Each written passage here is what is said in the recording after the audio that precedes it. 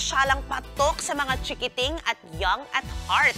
Yan ang nagwa-viral ngayon ng Legoland Resort sa Malaysia. Silipin natin ang lakwatsa na yan sa pagbabalita ni Von Belenario.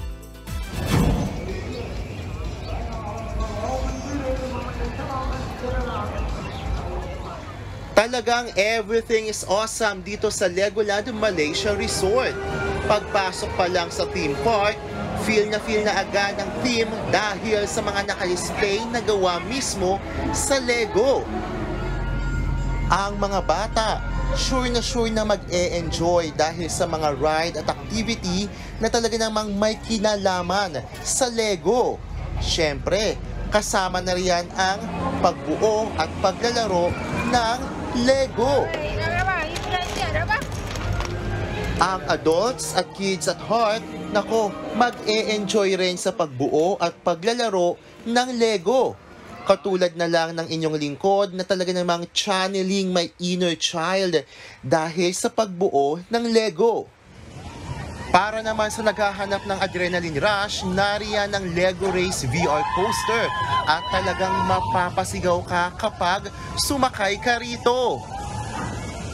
Grabe guys! What an experience!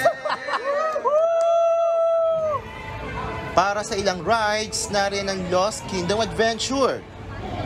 Ang Ninja Go, medyo may thrill din sa Dino Island.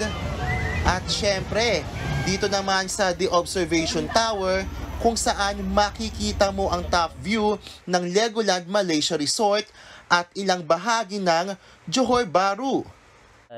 Legoland Malaysia Resort is the only Lego team resort destination, not just in Malaysia, but even in the whole Southeast Asia. Our goal is to create excitement and awesome experience. And also, the most important, also giving value to our guests and customers.